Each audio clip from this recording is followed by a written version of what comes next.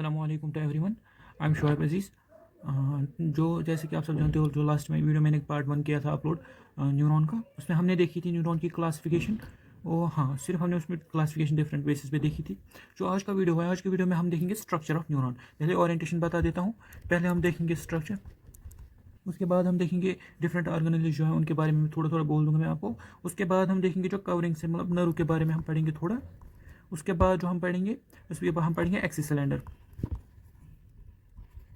तो ये ओरिएंटेशन रहेगी, पहले स्ट्रक्चर, उसके बाद नर्व, उसके बाद axis cylinder. So let's start. Start करते हैं। Structure of neuron. Structure of neuron में हम देखते हैं पहले मेनली न्यूरॉन बना हुआ होता है 3 पार्ट से। एक होती है न्यूरॉन की सेल बॉडी, जिसको सोमा भी कहते हैं, और है डेंड्राइट्स और है एक्सॉन्स। एक्सॉन्स और डेंड्राइट्स में ये है कि एक्सॉन्स जो है वो लॉन्ग प्रोसेस होती हैं, जो डेंड्राइट्स हैं वो शॉर्ट प्रोसेस होती हैं, उनको नर्व फाइबर्स भी कहते हैं।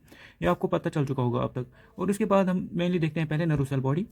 हाँ, नर्व सेल बॉडी को सोमा भी कहते हैं, पेरिकैरियन भी होती है। जो नर्व सेल बॉडी है इरेगुलर शेप की होती है, और इसमें जो साइटोप्लाज्म होता है, जो नर्व सेल बॉडी का जो साइटोप्लाज्म होता है उसको कहते हैं न्यूरोप्लाज्म। ठीक है, न्यूरोप्लाज्म के बाहर से नॉर्मली जैसे बाकी सेल्स में होता है सेल मेम्ब्रेन होता है, इसमें भी सेल मेम्ब्रेन होता है बाहर से। और जो साइटोप्लाज्म है, साइटोप्लाज्म में जैसे नॉर्मली होता है बाकी सेल्स में न्यूक्लियस प्रेजेंट होता है, माइटोकॉन्ड्रिया होते हैं, गोल्गी एपेरेट्स होते हैं। लेकिन इसमें जो मेन डिस्टिंग्विशिंग फीचर जो बाकी सेल्स में नहीं होते हैं, वो है कि निसल ग्रेन्यूल्स या निसल बॉडीज, और है न्यूरोफिब्रिल्स। ठीक है, हो गया ये। अब उसके बाद हम पहले देखते हैं न्यूक्लियस। जो न्यूक्लियस होता है न्यूरॉन्स का, वो सेंट्रली प्लेस्ड होता है। जैसे आप स्ट्रक्चर में भी देख सकते हो, मैं आपको दिखाऊंगा स्ट्रक्चर। हाँ, जैसे आप स्ट्रक्चर में भी देख सकते हो, ये जो है ये न्यूक्लियस से सेंट्रली प्लेस्ड होता है, और इसमें जो है 1 या 2 न्यूक्लियोलाई होते हैं। ठीक है, इसमें एक खास बात यह है कि इसमें सेंट्रोसोम्स नहीं होते हैं। ठीक है, इसमें सेंट्रोसोम्स एब्सेंट होते हैं, इसलिए ये मल्टीप्लाई नहीं हो सकते, मतलब ये सेल डिवीजन नहीं कर सकते। दैट्स वाई न्यूरॉन्स डिवाइड नहीं कर सकते, क्योंकि इनके न्यूक्लियस में जो है सेंट्रोसोम्स नहीं होते हैं। ठीक है, अब आगे चलते हैं। उसके बाद देखते हैं उसके बाद है निसल बॉडीज। निसल बॉडीज जो है ये बहुत इंपॉर्टेंट स्ट्रक्चर होती है न्यूरॉन्स की, जो बाकी में नहीं होते हैं। और हाँ, इसकी एक और इंपॉर्टेंस है कि जो निसल बॉडीज हैं ये होती है प्रेजेंट सिर्फ सोमा और डेंड्राइट्स में। न्यूरॉन्स के मैंने आपको बोले अभी अभी आप देखिए, न्यूरॉन में एक है सोमा, इसको सेल बॉडी भी कहते हैं, सोमा भी, इनको डेंड्राइट्स कहते हैं, जो प्रोसेस है ब्रांचेड प्रोसेस। और जो ये लॉन्ग प्रोसेस है एक, इसको कहते हैं एक्सॉन। एक्सॉन में जो पहले होता है ये एक्सॉन का, वो सोमा का पार्ट जो एक्सॉन के फिर एक्सॉन के साथ कंटिन्यू होता है, उसको कहते हैं एक्सॉन हिलक। जो निसल्स ग्रेन्यूल्स हैं, निसल्स बॉडीज हैं, वो एक्सॉन हिलक में नहीं होती हैं और ना एक्सॉन्स में होती हैं, वो सिर्फ होती हैं सोमा में और होती हैं डेंड्राइट्स में। ठीक है, यहाँ तक हो गया क्लियर।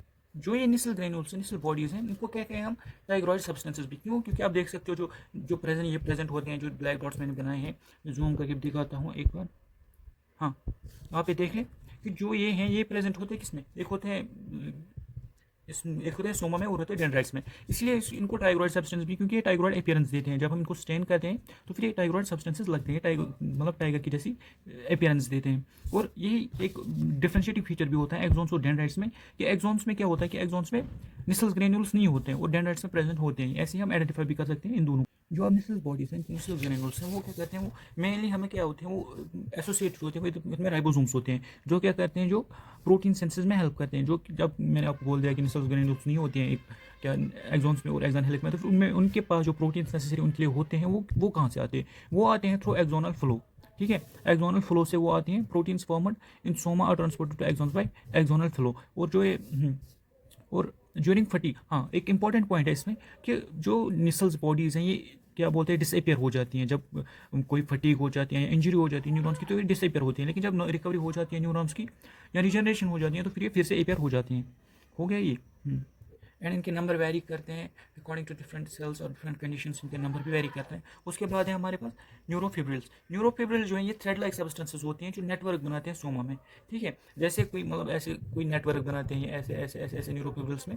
ये बने हुए होते हैं एक माइक्रोट्यूब्यूल्स में और माइक्रोफिलामेंट्स के इन। हाँ, ठीक है।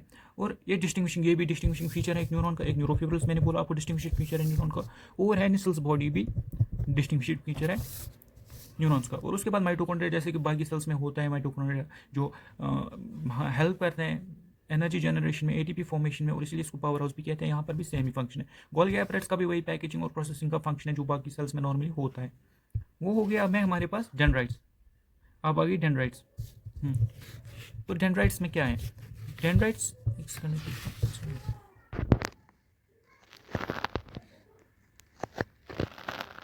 हाँ, डेंड्राइट्स देन ये ब्रांच प्रोसेसेस होती हैं न्यूरॉन्स की, एंड इस ब्रांच और ये ब्रांच रिपीटेडली होते हैं। जैसे आप देख सकते हो यहाँ पर इसकी एक ब्रांच है और उसकी और फर्दर ब्रांच है उसकी, और ये ब्रांचेड होती हैं और ये फर्दर ब्रांचिंग होती हैं इसकी, और ये होती हैं अगर ये प्रेजेंट होंगे या एक होंगे ज़्यादा हो, मैक्सिमम ये ज़्यादा ही होते हैं, ब्रांचेस होते हैं। और इसमें भी निसल्स बॉडीज़ होती हैं, न्यूरोफिलामेंट्स भी होते हैं, न्यूरोफिब्रिल्स भी होते हैं, और ये ट्रांसमिट करते हैं इम्पल्स टुवर्ड्स सेल बॉडी।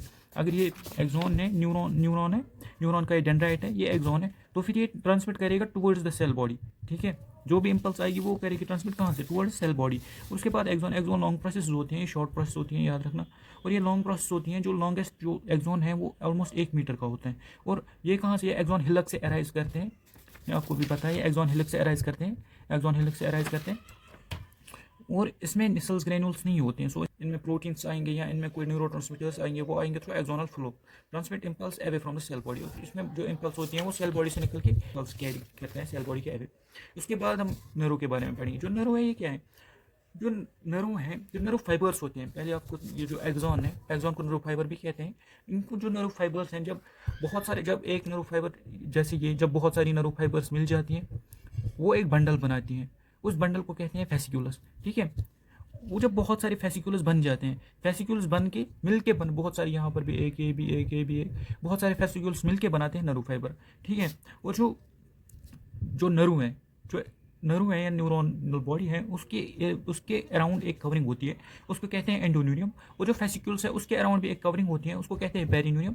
और जो पूरी नर्व फाइबर के अराउंड, नर्व क्या बोलते हैं उसको, होल नर्व के अराउंड जो कवरिंग होती है उसको कहते हैं एपिन्यूरियम। यहाँ पर भी आप देख सकते हो diagrammatically, I will zoom it for you अच्छे से दिखाने के लिए। ठीक है, ये देख सकते हो आप, जो ये है ये एक नर्व है, हाँ ये एक नर्व, ये नर्व फाइबर है। ठीक है, नर्व फाइबर के ये जो ये राउंड अराउंड मैंने ब्लू कलर से बनाई है, ये है इंडोन्यूरियम।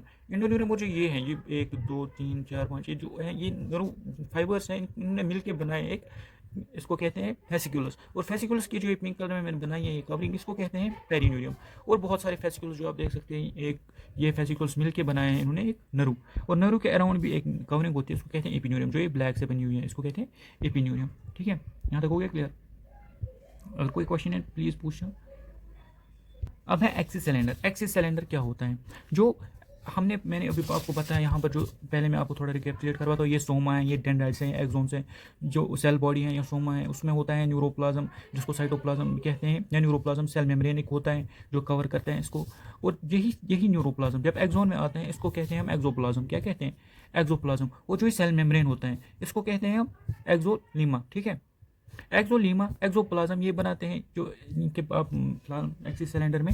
अगर हम अनमाइलिनेटेड नर्व फाइबर की बात करेंगे तो फिर ये माइलिनेशंस नहीं होते हैं, माइलिन शीथ नहीं होंगे इसके बगैर ही। आप इमेजिन करो जैसे ये पार्टिकल यहाँ से यहाँ तक, हाँ इसमें एक आएगा एक्सोलीमा, एक आएगा एक्सोप्लाज्म, ये बनाते हैं एक्सिस सिलेंडर, ये पूरा बनाते हैं एक्सिस सिलेंडर। और जो एक्सोप्लाज्म है, एक्सोप्लाज्म में क्या क्या होता है, इसमें होते हैं माइटोकॉन्ड्रिया भी प्रेजेंट होते हैं, न्यूरोफिब्रिल्स भी प्रेजेंट होते हैं, और इसमें होते हैं एक्सोप्लाज्मिक वेसिकल्स भी होते हैं।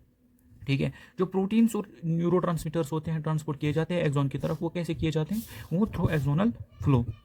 और एक्सिस सिलेंडर भी कवर होती हैं, इसको कहते हैं न्यूरिलेमा। ठीक है, एक्सिस सिलेंडर भी कवर होती है एक मेम्ब्रेन से, उसको कहते हैं न्यूरिलेमा।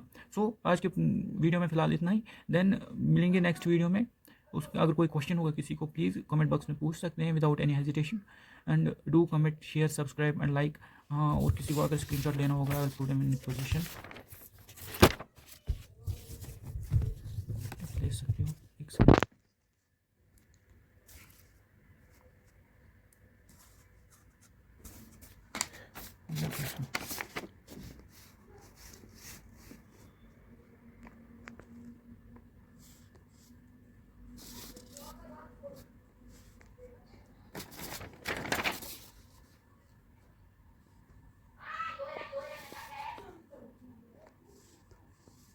Thank you.